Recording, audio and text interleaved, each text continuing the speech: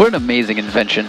It's the best. But it's also not the best because there's so many parts of it that you're like, if that breaks, it falls out of the sky. Hey guys, did you know that there are a lot of flight critical parts in a helicopter, and if any one of them goes wrong, why, we tumble from the sky? On an unrelated note, hey, it's Zack Klapman with me. What's up, everybody? This is the great thing about Micah Flies. If I was like, hey, you want to meet at Chili's? Nope, not going to happen. But if you have a helicopter, then people that you know via the internet and sort of vaguely within the same circles will come out and join you. So in a little bit, we're going to get low level with Klapman, and we're also going to subject him to the patented Micah Flies Hover challenge. But first, here's a montage of video and such.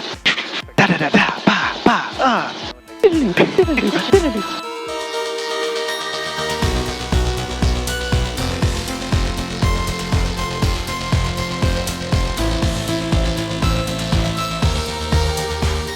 So it's the Enstrom 280C. They call it the Shark. It kind of looks like a shark in profile. All right. I don't think it looks anything like a shark from profile, but... Wait to my point, Zach. This is more like the Puffin. This is going to be a really tough flight. Hey, you invited me, man. Okay. You know what? No, this is good. This is YouTube gold. This is going to be like a good cop, bad cop dynamic. This could be like a bad cop show called White Flight. Hey, future Evie, make a graphic. White Flight. You do the gun pose, and I'm going to do the disapproving arms cross. Okay, ready? Set. For the audience, I do recognize that white flight is a problem, and it's a socioeconomic one, and I'm just making a joke. Yeah. I have to say that a lot.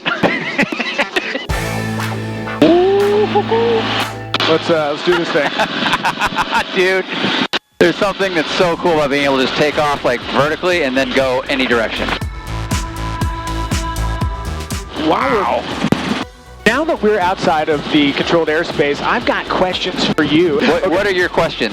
Well, you know, item number one, where'd you come from and how did you wind up in my helicopter? I was born in Santa Cruz. I went to college in Colorado, and then around 2009, I decided I wanted to, and this was about as specific as it was, work in TV with cars.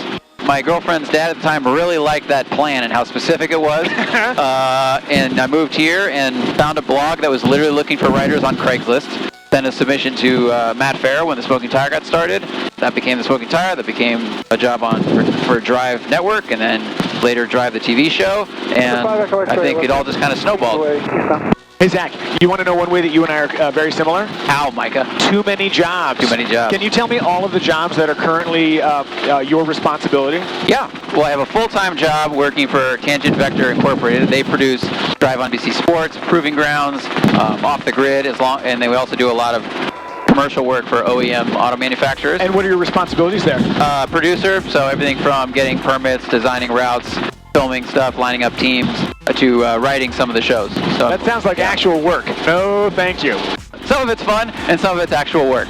That is serious banking. Then I'm also the producer of the Smoking Tire podcast, so I run the board, edit the episodes. Been doing that for, I don't know, like 7 years. Co-host on that show as well. I also do the one takes of private owners' cars on the Smoking Tire YouTube channel, edit my videos, and I edit a lot of Matt's videos too. Now let's burn some bridges. Among those jobs, which one do you like the least? I'm just kidding. You don't have to answer that. I'll answer it. Just can't air it. 971-860 has westbound opposite traffic in sight. Maintain visual separation. We got you at site too. We're here at the baseball diamond. We'll say it's north. Goodbye. This is the second time in a week I've seen a sweet Black Hawk while flying. Yeah, weird. They always show up when you're in the air. Great. Coincidence? Yes. This is Be sure to wave. Like Born Identity 4. Hi. Cool.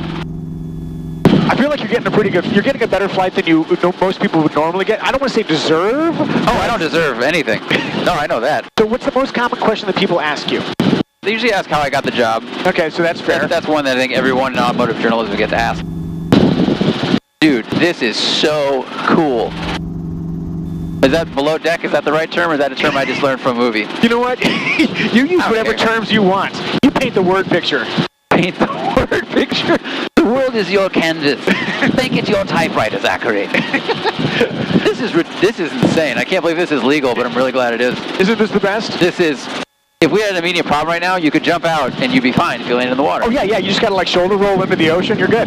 I don't think you shoulder roll in the water, dude. I'm kind of not sure how this... Do you not know how to swim? I don't think you know how to swim. I'm hoping that the cop show stunts team gets me sorted on that. White flight.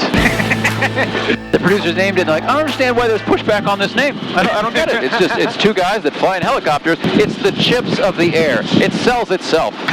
What is something that people don't really know about you that you kind of wish they do? Man, we're going deep. I would like to do some more comedy writing. I think that's like a skill I have that doesn't really get used in my current jobs. Somebody the other day asked if you ever had done stand-up, and you said you do it maybe 5 times a year. I do. Hey, Zach, we've got an audience. We've got an audience. We've got cameras rolling. Give me a type 5. Oh, I don't have a type 5. That's why I only do it 5 times a year. But I'll be throwing out 20 random jokes throughout this entire flight, which I should write down later and then use, but I won't. That's pretty much what my daily life is. It's like, make people laugh, but don't actually use it for any good or commercial use. In the automotive media space, there are people who have encyclopedic memories, and they can recall driving impressions from a vehicle that they drove 5 years ago and give you sort of an accurate representation about how the thing they're driving now compares to it. And I realized in the last couple of years, I'm not that guy. Where do you fall on that spectrum? I'd say that makes me feel good, because I am like you, where I am not that guy. I know, Matt Farah is that guy. Jason Camisa. Oh, yeah. He remembers the density of the foam of the 996 Porsche Turbo he drove and how it differed from the Carrera. Like, it's amazing. I think I've just had to accept that my brain doesn't work that way. So what I do is I just try to rewrite more if I'm doing reviews on camera, to try to do my homework and shove that knowledge in. It's like 3 days ahead, and then it'll stay there until it gets out on camera, and then it'll be forgotten soon after. Some people in this business have hard drives, and some people have RAM. I have RAM. I cannot tell you what a relief it is. We're bonding over our inability to just a lack of long-term memory. Yeah. It really felt like a shortcoming on my part. Like, I don't know if I'm good enough to do this, because I just don't have that recollection like that. It's obviously better if you have perfect recollection, because then you have a deeper wealth of knowledge that you can pull from at any moment. Yeah.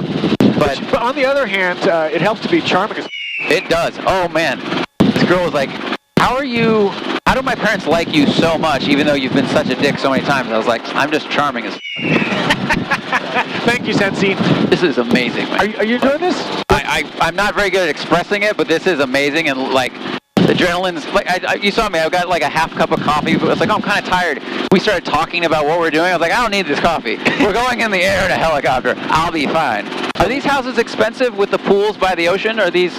What I have learned is that I cannot afford the house next to the ocean with the pool, but I can afford to bother the people that own them. Great. That's so great. You can just hover next to their house and be like, I'm allowed to be here. I know. For an hour until I run out of fuel. This is so cool. You can see the kelp through. Man, this is amazing. So how much angle can you get in a turn? Like, I mean, you can get a fair bit of angle. That was a lot. I'm just asking what the max is. Can I show one of the things I really love? Sure. When you have terrain drop away. Oh, yeah. Like this kind of thing where it's like, That really is. I rode in a helicopter above the Grand Canyon, and that was the coolest sensation of that flight, is all the, dirt, and then nothing. Yeah. I've never been interested in flying a plane. Like, friends get pilot's licenses. Yeah. And it's never interested me. I don't know why. I think you get up there, you're just looking at the sky. You can travel around, and that's cool. Helicopters were much more appealing to me, I think, because you have this perspective. You see the ground beneath you, the cliff next to you. You see that you're moving. Yeah. And plus, it seemed like there was a little bit more, freedom in where you could go. A ton more freedom. It's always involved. You're never not flying.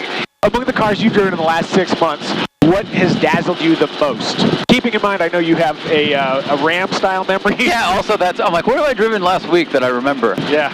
Mark Norris has a 600 horsepower M2 competition with a couple of smart suspension mods on it, and I was really impressed with how well the chassis did with that much power, because if you increase the stock horsepower by 200, some cars get really out of sorts. And some cars, like Camaros or Corvettes, you can just add 1,000 horsepower to it, and the car goes, sure, that's fine. The Veloster N, that car is amazing. That car is phenomenal. McLaren 600 LT, this was all part of the Road and Track P-Cody event. Yeah. And the McLaren is just so good at so many things, it doesn't make sense. Like, how is it comfortable and super agile and nimble in the front, and as ridiculously fast as it is? The material science and engineering has just come to a place where all of it works together, and then you can parallel park it because it's got a backup camera. How long have you been doing this? Driving cars and sharing your opinions on them? 9 years. Do you fear becoming jaded? Yes. Yeah, I do. I think it's a thing in our job that you have to be very aware of, for sure. almost like a long-term relationship. The giddy early thrills will not sustain.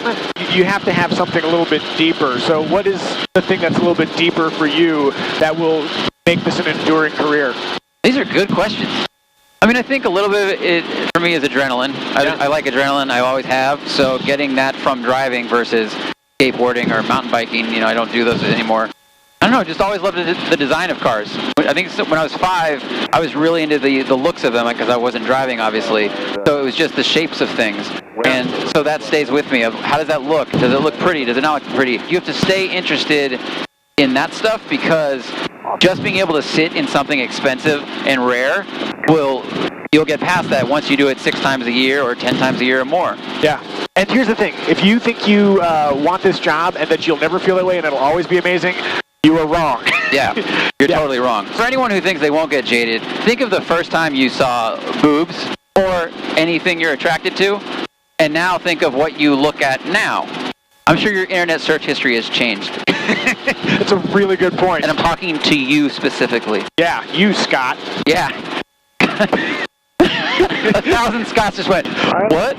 I asked the straight pipes this, and I think this might going to be part of my regular roster of questions, but what do you care about that's not cars? Oh, I enjoy spending time with good people more than almost anything else. Usually funny people. I'm very drawn to comedy. Yeah. So hanging out with people that are funny when you're just riffing back and forth for 6 hours, even if you're sitting in a non-moving caravan on a shoot or you're on a road trip or something, like, that's the best. You know, I can do that all the time. Yeah. Before we head back to the airport and put you in the hover challenge mode, I always like to switch things around. What's one question you might have for me? Man, I haven't been thinking about that. I've been thinking about me. I'm a narcissist. That's why I'm on camera, like you. Did you start out with writing and then obviously everything had to go to video and so you went to video? No, it's crazy that I write or do video. The reason why I do video is because the job I had didn't want to pay a host to host a training video for Mitsubishi. I was merely in the room and free. That's why I do video and I'm a host. It's not because I sought it out. It was just the only avenue that was open to me. Were you training Mitsubishi salesmen what to do on the downtime you'll inevitably have? No, the exact opposite. I was training Mitsubishi people how to deliver a car they sold. I'm Micah Muzio. Here's something you haven't done in a while. Deliver a car. But just in case that kind of emergency presents itself, come with me and I'll show you how to do it. It's time to get you on the controls. Why don't you put your right hand on that cyclic there and... I noticed you haven't moved as much as I expected, I guess. You, sir, are an astute observer. Okay, watch. Left turn. Notice we're moving? I didn't notice you moved anything. It's more like pressure than it is movement. Wow. Look at the sight picture, eyes outside. This is kind of what level looks like. Keep us like this. Gotcha. Give us a little left turn here. I mean, that's like a millimeter movement, man. There you go, there you go. That's good. Pull back a little more. Pulling back a little more. Yeah, we're still diving down there. Eye of the controls. Yep. Yeah, so what are you feeling? It's so minute. I mean, it's like...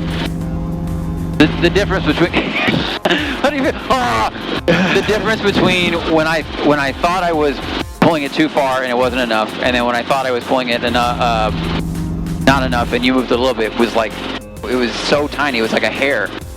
So normal approach speed is 60 miles an hour. So as I start making my left base turn here, I'm going to slow that down.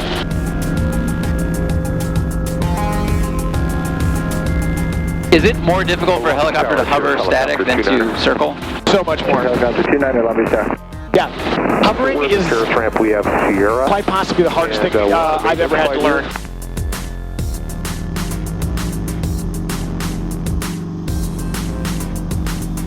You're actually a little off center to the left. You fly us up. I mean, that is a pretty good segue into the hover test. I'm going to ditch my glasses because it's getting a little bit dark here. By the way, this helicopter is painted like a sheriff's helicopter, so this is basically the Crown Vic of the air. Yeah, it's heavy, it's old, and people assume that you're an authority when you're not. And you own a Crown Vic, so you know something about it. The way this is going to work, you're only going to manipulate this one control. We're going to pick up, and your job is to keep us over the 3, and I'm going to count us for 10 seconds. And I'm just using just this? Yes. This is strafe. So left, right, forward, back. Gotcha. Does that make sense? Okay. Can I use an Xbox controller instead? You should have brought that before we got in the air. I'm not going back to get your Xbox controller. Are you ready for the Micah Flies Hover Challenge? Sponsored by Basu Ball. Hover at home, hover in the air. Pretty smooth takeoff. I would pat myself on the back if my hands weren't so occupied. Good job, Micah. Okay. Thanks, Micah. I will never let the helicopter get so wildly out of control that it's dangerous, and I will always be kind of on with you. Ready, set. I will never leave you. Ready, set, your controls.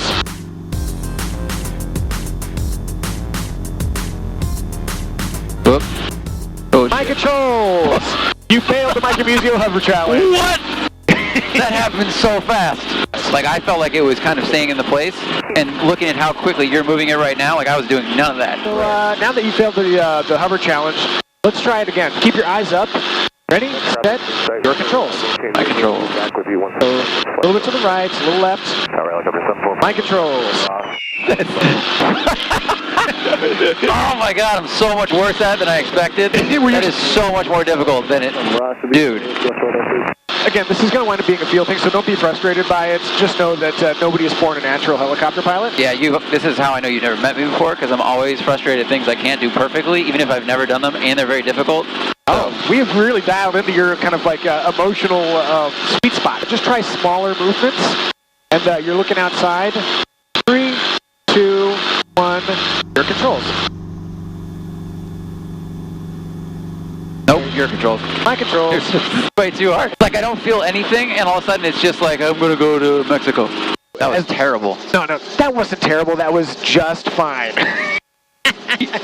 Before you get more frustrated with not being able to instantly hover a helicopter, what's one thing that you want people to know before the end of this video? And it doesn't have to be a fun fact about you. It can be a request for them to go somewhere and do something like subscribe. In fact, I might almost do the one that's self-serving, but your call. Watch the one takes. Watch the one takes, and follow me on Instagram, fake Zack Klapman, because someone stole the real one. If you haven't subscribed yet, be sure to subscribe. At 100,000 subs, obviously, if you're listening or watching, you know I'm going to review a windowless white van, and who knows, maybe Zack will join me, willing or not. This is the windowless white van of the sky, by the way. You said that people wouldn't hang out with you unless you invite them to do something cool. You're like, yeah, man, just get in the chopper. And then you land on a mountain. You're like, hey, let's go in here for lunch. And then the people disappear. That'll be on the next one. Bye, guys.